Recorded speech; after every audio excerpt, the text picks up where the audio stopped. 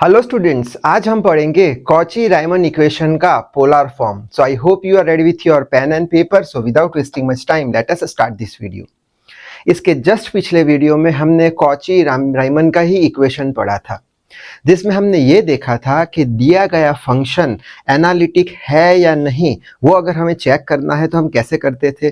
तो उसके लिए हम ये देखते थे कि दिया गया फंक्शन ये दो कंडीशन सेटिस्फाई कर रहा है या नहीं। अगर दोनों कंडीशन सेटिस्फाई कर रहा है तो हम बोल देंगे कि दिया गया फंक्शन कैसा है, एनालिटिक है। अब ये जो दो कंडीशन थी वो हम किसके लिए पढ़ी थी, कॉची रायमन इक्वेशन के लिए ही पढ़ी थी। लेकिन हमें वो कब अप्लाई करना है, जब दिया गया फंक्शन कार्टेशियन फॉर्म में हो। कार्टेशियन फॉर्म यानी क्या, z is equals to x plus i y. अब सपोज करते हैं कि एग्जाम में हमें कोई एक फंक्शन दिया हुआ है लेकिन वो कार्टेशियन फॉर्म में है नहीं, और पूछा है कि भाई चेक करो ये एनालिटिक है या नहीं। तब क्या हम ये दो कंडीशन अप्लाई कर पाएंगे? तब हम ये दोनों कंडीशन अप्लाई नहीं कर पाएंगे। क्यों? क्योंकि दिया गया फंक्शन जो है वो कार्टेशियन फॉर्म में है नहीं। दिया गया फंक्शन e की पावर में हो सकता है, r और थीटा के टर्म में हो सकता है। तब हम बोल देंगे कि दिया गया फंक्शन कैसा है, पोलर फॉर्म है। और पोलर फॉर्म के लिए z का वैल्यू क्या होता है, z is equal to r e raise to i theta. यानी कि जब भी एग्जाम के अंदर हमें दिया गया फंक्शन e की पावर में दिख जाए, या r के फॉर्म में दिख जाए, या थीटा के फॉर्म में दिख जाए, तो हम क्या करेंगे, वो फंक्शन एनालिटिक है या नहीं उसे चेक करने के लिए हम ये दो कंडीशन चेक कर लेंगे कि ये दो कंडीशन सेटिस्फाई कर रहा है दिया गया फंक्शन या नहीं। अगर कर रहा है तो हम बोल देंगे दिया गया फंक्शन एनालिटिक है। ठीक है, ये केस में हम क्या करते थे, अगर याद हो तो u को पहले with respect to x differentiate कराते थे, u को with respect to y differentiate कराते थे। यानी u को विथ रिस्पेक्ट टू x कराया, फिर u को विथ रिस्पेक्ट टू y कराया, फिर क्या करते थे, v को with respect to x differentiate कराते थे, v को with respect to y differentiate कराते थे, तो हमें ये मिल जाता था। ठीक है, और बाद में चेक कर लेते थे। बस वही सेम टू सेम कहानी इसमें भी करनी है। इसमें हमें क्या करना है, सबसे पहले u को हम with respect to r differentiate करा देंगे, u को विथ रिस्पेक्ट टू थीटा कर देंगे, फिर v को विथ रिस्पेक्ट टू r, फिर v को विथ रिस्पेक्ट टू थीटा कर देंगे। ठीक है, u को विथ रिस्पेक्ट टू r कराया हमने, u को विथ रिस्पेक्ट टू r कराया तो ये मिल जाएगा। u2 को विथ रिस्पेक्ट टू थीटा कराया हमने तो ये मिल जाएगा। ठीक है, फिर v को विथ रिस्पेक्ट टू r कराया, v को विथ रिस्पेक्ट टू r कराया तो ये, और v को विथ रिस्पेक्ट टू थीटा कराया तो ये मिल जाएगा। सेम कहानी करनी है हमें यहाँ पे, खाली x और y with respect to x और y करने की जगह पे r और थीटा के फॉर्म में, r और थीटा के रिस्पेक्ट में हमें डिफरेंशिएट कराना है, और ये दोनों कंडीशन चेक करनी है। तो ये कंडीशन याद रखनी पड़ेगी, del u by del r is equal to 1 upon r del v by del theta is equal to del u by del theta is minus sine of r del v by del r. बस ये दो equation याद रखने हैं। कब use करना है, जब बोला गया हो पोलर फॉर्म है, या फिर दिए गए फंक्शन में r और थीटा दिख जाए, तब ये कंडीशन चेक करनी है, ये नहीं हो पाएगी। ठीक, चलो तो अब न्यूमेरिकल देख लेते हैं तो और अच्छे से समझ में आ जाएगा। फर्स्ट न्यूमेरिकल है, check whether f z of z is analytic और नॉट, ये एनालिटिक है या नहीं। तो अब हम क्या समझे, z is equal to x plus i y भी हो सकता है। अगर z is equal to x plus i y हुआ तो हम कार्टेशियन वाला कंडीशन चेक कर लेंगे। ठीक है, और z is equal to r e raise to i theta भी हो सकता है, तब हमें ये कंडीशन चेक करनी पड़ेगी। ठीक है, तो यहाँ पे न्यूमेरिकल के अंदर देके रखा है where z is in polar form, polar form में देके रखा है। इसका मतलब ये दो कंडीशन चेक करनी है हमें। इसका मतलब ये फर्स्ट कंडीशन और सेकंड कंडीशन हमें दोनों सेटिस्फाई कर रहा है नहीं, ये फंक्शन वो चेक करना है। अगर किया तो एनालिटिक है, नहीं किया तो नहीं एनालिटिक है। ठीक है, तो अब ये फंक्शन दिया है, वो फंक्शन यहाँ पे सीधा लिख दिया। अब where z is in polar form है तो हम लिख लेंगे r e raise to i theta. ठीक है, अब इसको थोड़ा सा हम डिराइव करते हैं थोड़ा बहुत इजीनेस के लिए। क्या कि r, अब e raise to i theta का वैल्यू हमें पता है, वो देख लिया था बेसिक्स लेक्चर में। e raise to i theta का वैल्यू क्या होता है, cos theta plus i sine theta, तो लिख लिया cos theta plus i sine theta. r को मल्टीप्लाई किया तो r cos थीटा आ गया, प्लस साइन लगा दी, r को मल्टीप्लाई कर दिया तो r आई साइन थीटा आ गया। अब इजीनेस के लिए क्या करेंगे, r cos थीटा पूरा लिख दिया, प्लस साइन i को बाहर निकाला, r sin थीटा लिख लिया। क्यों ऐसा किया, हर एक न्यूमेरिकल में हम ऐसा ही करते हैं, जिससे करके हम इसको ये पूरे फॉर्म को u प्लस आई वी के फॉर्म में लिख सके, जिसमें से हमें u की वैल्यू मिल चुकी है r cos थीटा। ठीक है, और v की वैल्यू मिल चुकी है r sin थीटा। बस अब u और v हमारे पास है। अब क्या करेंगे, u को विद रिस्पेक्ट टू r कराएंगे डिफरेंशिएशन, फिर u को विद रिस्पेक्ट टू थीटा करा देंगे, ऐसे ही v को विद रिस्पेक्ट टू r और v को विद रिस्पेक्ट टू थीटा करा देंगे। तो 4 रिजल्ट मिल जाएंगे, उस पे से कंडीशन चेक कर लेंगे। तो सबसे पहले u को विद रिस्पेक्ट टू r कराएंगे, ठीक है, ये रहा हमारा u, with respect to r कराएंगे। अब r के लिए r का डिफरेंशिएशन कितना होगा, 1 हमेशा, ठीक है। x का with respect to x differentiation 1 होता है, r का with respect to r differentiation 1 तो लिखा नहीं है। और r के लिए थीटा वाला टर्म कैसा हो जाएगा, cos थीटा कांस्टेंट, तो कांस्टेंट को डिफरेंशिएशन के बाहर निकाल देते हैं, एज इट इज लिख लेते हैं, और r का डिफरेंशिएशन 1। अब u को with respect to theta differentiate कराएंगे, तो थीटा के लिए r तो कांस्टेंट हो जाएगा, तो डिफरेंशिएशन के बाहर तो r तो लिख लिया। अब थीटा के लिए cos थीटा का डिफरेंशिएशन क्या होगा, cos का माइनस साइन होता है, तो माइनस साइन आगे लगा दी और साइन थीटा लिख लिया। आई होप ये समझ में आ गया होगा। आगे बढ़ लेते हैं। v को क्या करेंगे, v को r और थीटा में डिफरेंशिएट कराएंगे, तो v को पहले तो r के रिस्पेक्ट में डिफरेंशिएट करा देते हैं। तो r के लिए साइन थीटा कैसा हो जाएगा, कांस्टेंट, डिफरेंशिएशन के बाहर, तो sine theta as it is लिख लिया। r का differentiation with respect to r 1 तो लिखा नहीं है, तो साइन थीटा आ गया, ठीक है। उसी तरीके से v का विद रिस्पेक्ट टू थीटा कराएंगे, तो थीटा के लिए r वाला टर्म कांस्टेंट, डिफरेंशिएशन के बाहर लिख लिया, और थीटा के रिस्पेक्ट में साइन थीटा का डिफरेंशिएशन cos थीटा, तो cos थीटा लिख लिया।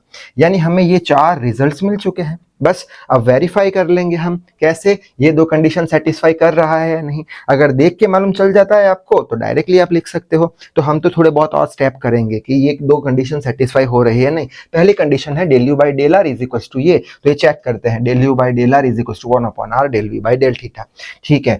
तो 1 upon r del v by del theta का वैल्यू ये रहा आर कॉस थीटा, तो यार cos थीटा लिख लिया, 1 अपॉन आर है, आर से आर मर गया, यानी cos थीटा आंसर आया किसका, 1 upon r del v by del theta का आंसर आया। क्या यही answer del u by del r का है, तो हम देखेंगे del u by del r, हाँ यही answer del u by del r का है। इसका मतलब क्या निकला कि ये आंसर और ये आंसर दोनों साइड सेम है, यानी फर्स्ट कंडीशन तो सेटिस्फाई हो गई, ठीक है। सेकंड कंडीशन कौन सी है, ये वाली del u by del theta is equal to minus r del v by del r की, तो ये कंडीशन हम चेक करते हैं, ये कंडीशन चेक करते हैं, ठीक है। तो del u by del theta is equal to minus r as it is लगा दिया, del v by del r कहाँ है, ये रहा del v by del r sine theta, तो लिख लिया साइन थीटा। तो आंसर क्या आया, माइनस आर साइन थीटा। क्या del u by del theta का answer minus r sine theta है, del u by del theta का answer minus r sine theta है, यानी कि ये साइड और ये साइड दोनों बराबर है, यानी ये भी कंडीशन सेटिस्फाई हो गई। तो हम लिख लेंगे here both conditions are satisfied, so given function is analytic. So I hope ये न्यूमेरिकल अच्छे से आपको आ गया होगा।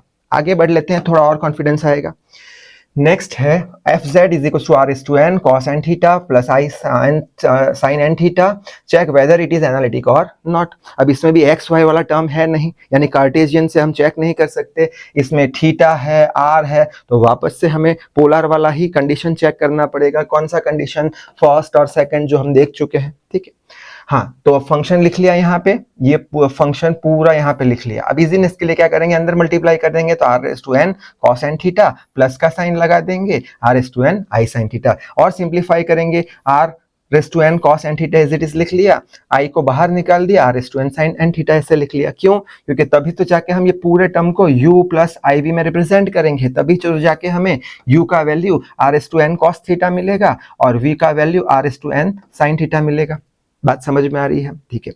बस अब u को with respect to r with respect to theta differentiate कराएंगे, तो with respect to r del u by del r, यानी u को with respect to r differentiate करा रहे हैं। अब ध्यान से एकदम विथ रिस्पेक्ट टू r करा रहे हैं, तो थीटा वाला टर्म कैसा होगा, r के लिए कांस्टेंट, तो वो कांस्टेंट बाहर निकल जाएगा डिफरेंशिएशन के, तो cos n theta as it is लिख लिया।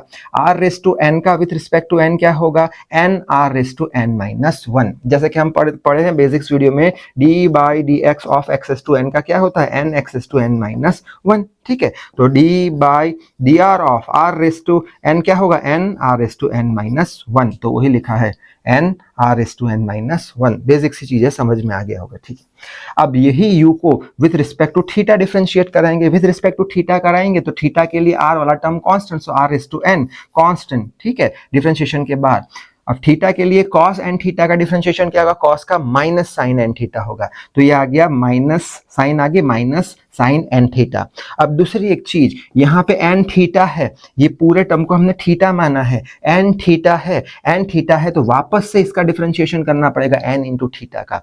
तो n क्या है, कांस्टेंट है, डिफरेंशिएशन के बाद थीटा का विद रिस्पेक्ट टू थीटा 1 हो जाएगा, यानी बचा क्या n, वो n यहाँ पे आ गया। आई होप बात समझ में आ रही है। क्या किया, पहले तो साइन n थीटा था, यहाँ पे साइन थीटा होता तो यहाँ पे कॉस थीटा होता, यहाँ पे कॉस थीटा होता तो डायरेक्टली माइनस साइन थीटा लिख देते, लेकिन यहाँ पे एन थीटा है, ठीक है, थीटा नहीं है एन थीटा है, तो ऐसे केस में हमने इसको थीटा माना है, तो ये थीटा अगर माना है तो वापस से इसका डिफरेंशिएशन करना पड़ेगा, यानी d by d theta of n theta.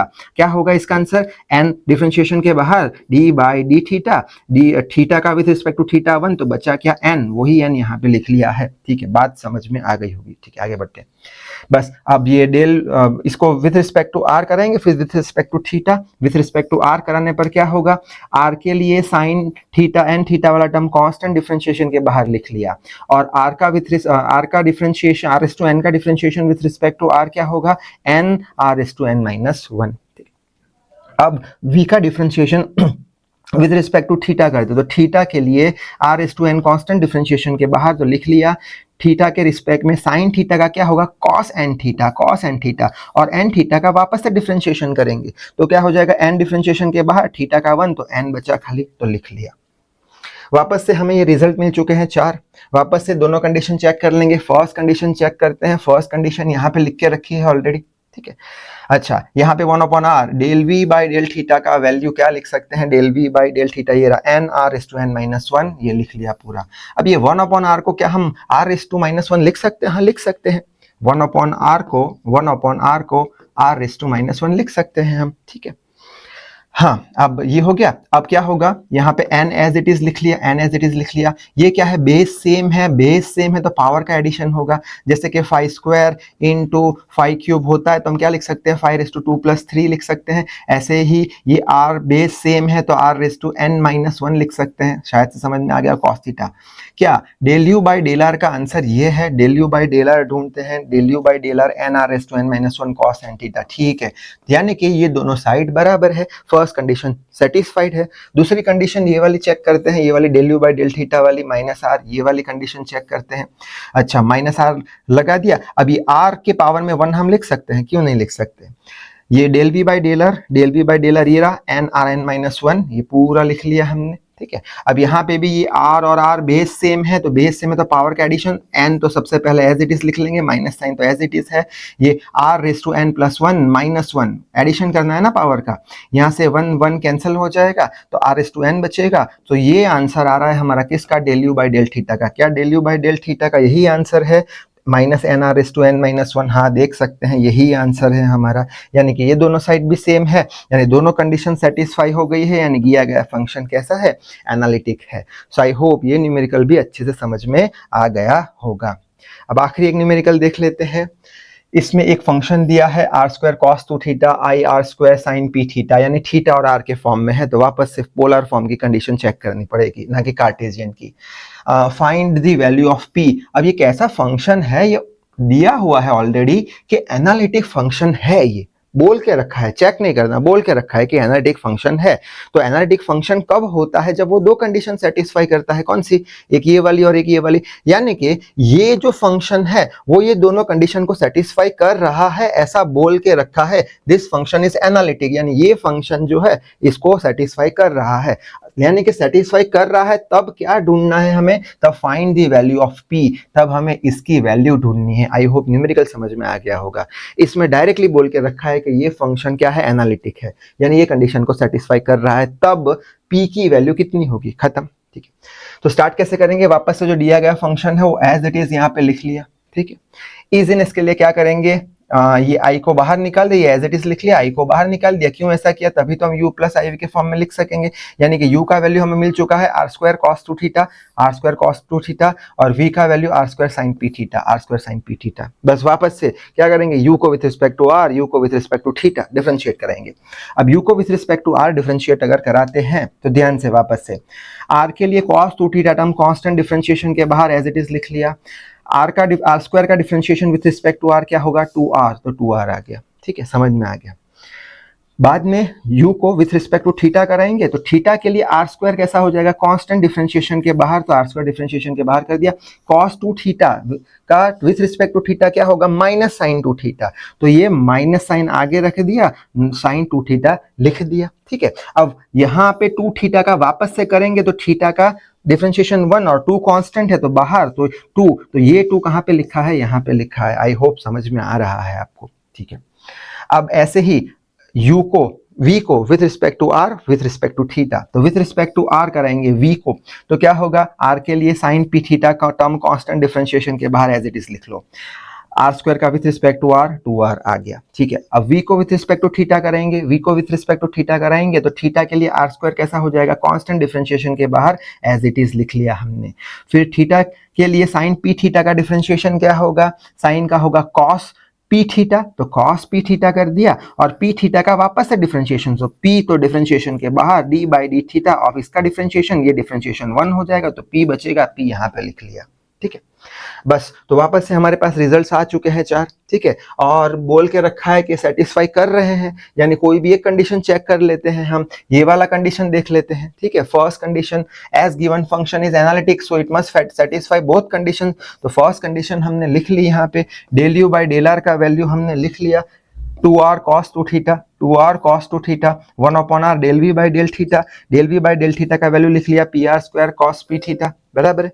अब इसमें क्या होगा, यहाँ पे एक r से एक r कैंसिल होगा, एक r अभी भी यहाँ पे है, वो एक r इससे चला जाएगा, बचेगा क्या, 2 cos 2 theta is equal to p cos p theta. बस यहाँ से सिंपल है, कंपेयर करा देंगे क्या, कि यहाँ पे 2 थीटा है और यहाँ पे p थीटा है, यानी p का वैल्यू क्या होना चाहिए, 2, यहाँ पे p है और यहाँ पे 2 है, यानी p का वैल्यू कितना होना चाहिए, 2। सो आई होप ये न्यूमेरिकल भी अच्छे समझ में आ गया होगा। तो जितना हो सके ज्यादा न्यूमेरिकल की प्रैक्टिस कीजिएगा। तो इस वीडियो में बस इतना ही। Till then read hard, work hard. Thank you very much.